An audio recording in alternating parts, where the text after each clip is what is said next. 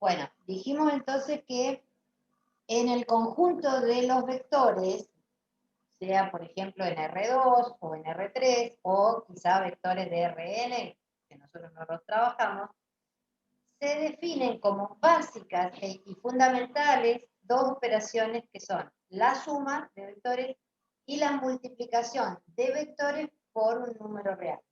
Bueno, esas dos operaciones que después dan pie a las otras, por ejemplo, a la resta, si la pensamos como que sumo, al primero le sumo el segundo multiplicado por -1, o bien las combinaciones entre ellos, por ejemplo, al doble del primero le sumo el triple del segundo, ahí tengo lo que se llaman combinaciones lineales entre vectores, digamos, todas surgen de estas dos propiedades básicas que son a las cuales les vamos a estudiar qué propiedades, perdón, de estas dos operaciones básicas a las cuales vamos a estudiar qué propiedades cumplen. Bueno, la primera propiedad que se cumple, vamos a trabajar en R2, pero lo mismo se extiende a R3, ¿cierto? Entonces, uno se propone vectores de R2 que tienen x0 y 0 de componente, y el otro vector que tendrá x1 y 1. La primera propiedad que se cumple en la suma es la conmutatividad, que la conocemos, ya la conocíamos de números reales también, ¿cierto? O sea, la primera propiedad, que es la conmutatividad, dice que U más B es igual a B más U. ¿Bien? La segunda que se cumple en la suma es la asociatividad, que también uno la conoce, que involucra tres vectores, ahora en este caso, la asociatividad. Esta me dice que el U más el B más el W asociados es lo mismo que si hubiera asociado los dos primeros y hubiera dejado el tercero afuera, o sea, U más B más el W. ¿Sí? La conmutatividad la primera, la asociatividad la segunda. La tercera, importantísima, me dice que existe un neutro en R2, ¿no? Lo vamos a anotar acá. Existe un vector cero, un vector neutro en R2, tal que cualquier otro vector sumado a ese neutro no cambia, me queda como estaba. ¿Sí? O sea, tal que un B sumado al 0 es lo mismo que 0 sumado a B, y eso es obvio porque la primera que se cumplió fue la conmutatividad. Entonces, esto es lo mismo que 0 más B, pero lo importante es que esa cuenta me da el mismo B que se tenía al comienzo. Profe, ¿Sí? una duda con el tema del vector nulo.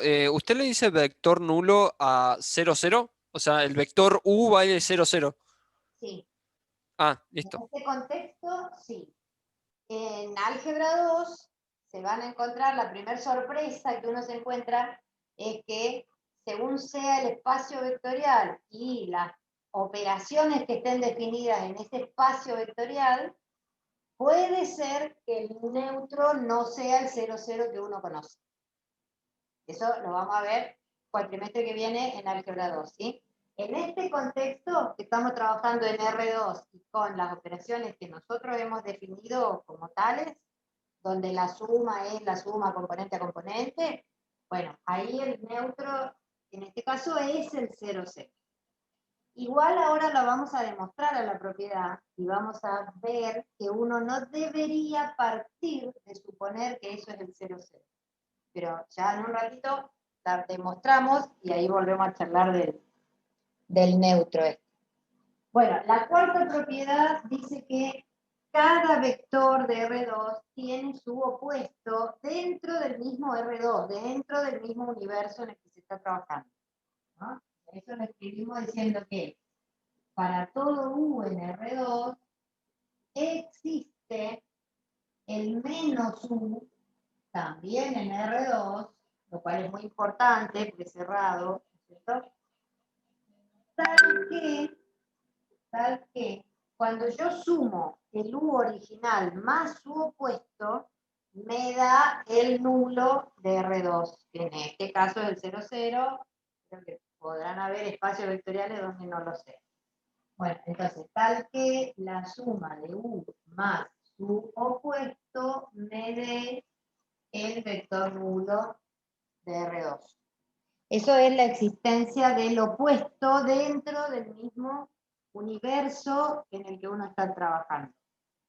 Después vienen otras 4 propiedades que tienen que ver con los escalares. Nosotros definimos la operación, el producto por un número real, por un escalar, lo definimos como que ese número real se va multiplicando con cada componente, ¿no?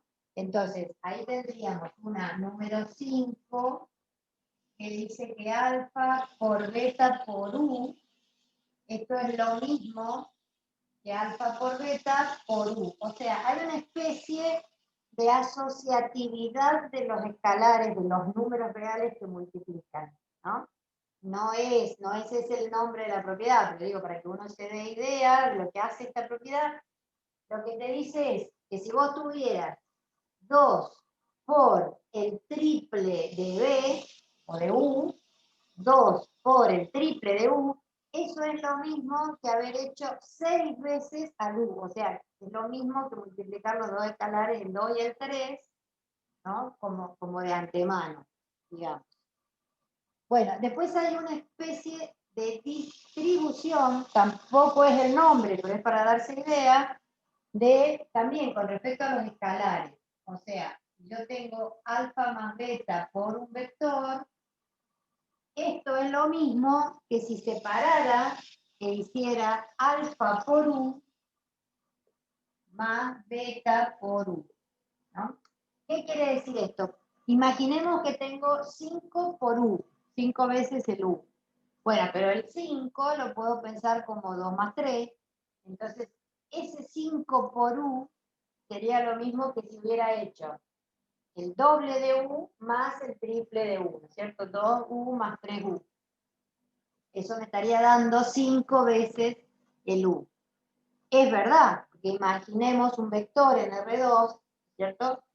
Si yo quiero hacer 5 veces ese vector, bueno, es lo mismo que sumar 2 veces el vectorcito y otras 3 veces más el mismo vectorcito, voy a estar teniendo 5 veces al mismo vectorcito, ¿no? O sea, una especie de distribución, que no lo es, no se llama así, lo digo para uno darse idea. También hay una especie de distribución respecto a sumar vectores, que es la número 7. La número 7 dice que alfa por U más B es como si hubiéramos hecho alfa por U más alfa por B. Bueno, ¿qué me está diciendo ahí? Me dice, por ejemplo, 3 veces la suma, 3 veces la resultante, ¿sí? Del U más B es la diagonal, la resultante del U más el B, para pensarlo gráficamente. Entonces, 3 veces esa resultante sería lo mismo que si hubiera hecho 3 veces del U y otras 3 veces del B. Estoy llegando al triple de la diagonal resultante. ¿Bien? Para verlo gráficamente, ¿no es cierto? Bueno, y la octava y última dice que existe el número 1 en R, eso es verdad, o sea, el 1 es un número real, existe el 1 entre los reales, tal que multiplicar 1 por cualquier vector me sigue dando el vector. Bueno, eso es verdad y surge de la propia definición de la operación multiplicar un número por un vector, ¿cierto? Porque acá sería que existe el 1 en R, tal que 1 por el vector me da el vector. Y esto vale para todos los vectores en R2, o en R3 o en Rn. Es obvia la propiedad, digamos, porque sí, existe el número 1, ¿y qué haría yo cuando me piden multiplicar 1 por el vector fulanito? Bueno, tengo que hacer 1 por cada componente del vector, pero el 1 es real y las componentes del vector también son reales, y entonces 1 por un número me va a dar ese número, digamos, no me va a alterar al vector, ¿no?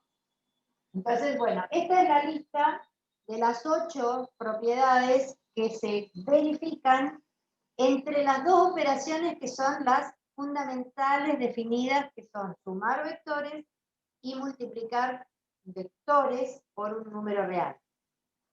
Ahora, en este momento del programa, en este tema, empiezan a aparecer las demostraciones de propiedades.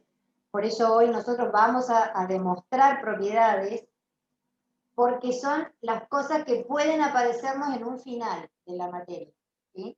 No en los parciales, pero en los finales de álgebra y geometría 1 aparecen, se piden demostraciones teóricas de los conceptos vistos, ¿no? Y justamente en este tema y esta lista de propiedades son como las candidatas a que me pidan demostrar en un final. Entonces vamos a probar, por ejemplo, la conmutatividad, y la que sí me interesa probar son la 3 y la 4. De hecho, en el apunte está desarrollada la demostración para que por ahí la lean con más detenimiento que ahora, pero, digamos, me interesan esas que son las más importantes. Las otras, si ustedes quieren, cuando estén preparando el final, si quieren después practicarlas a las otras, bueno, todo sirve, ¿no? En los libros están aprobadas todas. En mi apunte está aprobada justamente la que vamos a probar ahora. Pero bueno, voy a aprovechar, así como el otro día les decía que aprovechaba esta unidad para empezar a mostrarles cómo se dibujaba en el espacio en un plano tridimensional, ¿no? Bueno, ahora aprovecho esta parte para que hagamos algunas demostraciones, porque son ejercicios posibles del final. ¿En qué consiste demostrar? La demostración es una seguidilla, digamos, una cadena de asociaciones lógicas porque pertenecen a la lógica matemática, legítimas, verdaderas, ¿no es cierto?, que me lleven a concluir en lo que quiero concluir, en este caso, en la igualdad que está del otro lado. Digamos, lo que yo me propondría probar acá, lo que debo probar es que sumar U más B es igual, es lo mismo que sumar B más U. ¿Sí? Entonces, eso lo vamos a escribir. Ahí empiezan a aparecer estas siglas. Acá yo puse DPQ, que es debo probar que. ¿Sí? Debo probar que U más B es igual a B más U. ¿Cómo lo voy a probar? Voy a empezar del lado izquierdo, voy a plantearme lo que significa U más B, voy a empezar a desarrollarlo en base a lo que tenemos probado que es verdadero, ¿cierto? En base a todo lo que uno conoce que es legítimo, que es verdadero, y tengo que llegar al otro lado.